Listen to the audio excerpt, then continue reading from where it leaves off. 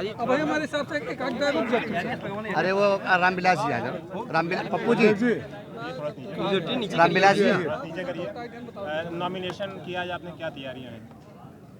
Nomination हम लोगों ने नॉमिनेशन ही पूरी तैयारी के साथ हम लोगों ने किया है और हमारे 21 ब्लॉक, सभी नगर पालिका परिषद, नगर पंचायतों से जितने भी हमारे चुने हुए जनप्रतिनिधि हैं, भारी संख्या में हम लोग यहाँ पर इकट्ठा हुए थे और आज ही उन कार्यकर्ताओं ने तय कर लिया कि आने वाले 9 अप्रैल को हम लोग चुनाव जीतने जा रहे हैं। नॉमिनेशन के लास्ट डे टिकट डिक्लेयर हुआ है, क्या बातचीत चल रही है? देखिए, ये दल का विषय है, दल किस दिन टिकट तय करेगा, दल किसको तय करेगा, ये नेतृत्व का विषय है। नेतृत्व ने आज मुझे सूचना दी कि आपको ये चुनाव लड़ना है और मैं उसके लिए तैयार बैठा हूँ और मैंने आकर नॉमिनेशन फाइल किया।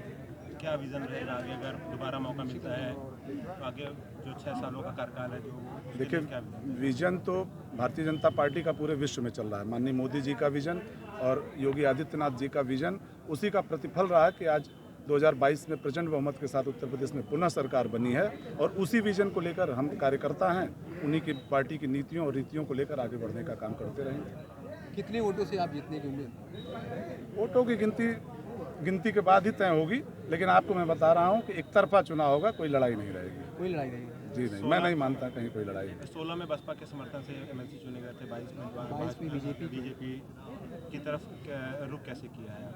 देखिए, 16 में मैं बहुजन समाज पार्टी से चुनाव लड़ा था निश्चित रूप से, और आज भारतीय जनता पार्टी की ओर आम जनमानस देख रहा है, हसरत भरी निगाहों से देख रहा है, क्योंकि संपूर्ण हिंदुस्तान आज विकास के पथ पे है माननीय मोदी जी के नेतृत्व में और उत्तर प्रदेश आदरणीय योगी आदित्यनाथ जी के नेतृत्व में, और उन्हीं सब का प्रतिफल है जिसको आप देख रहे हैं। विकास के साथ साथ हम लोगों ने उत्तर प्रदेश को राष्ट्रीय स्तर पर स्थान मिला है, जिसका वो है, आप कॉरिडोर देख सकते हैं, काशी विश्वनाथ का कॉरिडोर है, विंध्याचल कॉरिडोर, इन सब काशी ने आज विश्व में स्थान दिलाया है, विश्व में उसका नाम है। इन सब चीज़ों से लोग प्रभावित होकर भारतीय जनता पार्टी के साथ जुड़ रहे हैं और आम जनमानस के लिए सबका साथ सबका विकास के फार्मूले पर पार्टी काम कर रही है।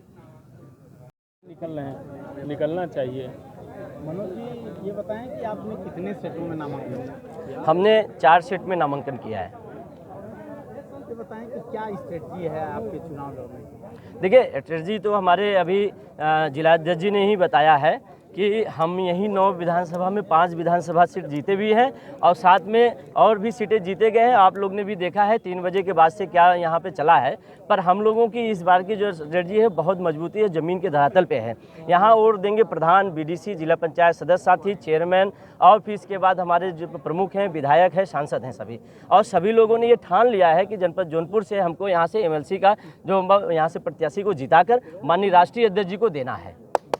ये सत्ता का चुनाव माना जाए। 2016 में समाजवादी पार्टी की सरकार थी, उसके बावजूद 800 वोट से हारे थे सपा प्रत्याशी। लोकतंत्र में कभी भी कोई भी संभावनाएं कम नहीं होती है और सत्ता का मतलब ये नहीं होता है कि कौन कैसे क्या होके आता है। सत्ता का मतलब ये थोड़ी नहीं होता कि किसी के गले पे जो बंदूक रख के जो जीतोगे आप, किसी के गले पे चाकू डाल के आप जीतोगे। सत्ता का मतलब नहीं है। लोकतंत्र और संविधान यहाँ पे इस भारत में है, इसी भारत के संविधान और लोकतंत्र के हिसाब से हम लोग जीतेंगे।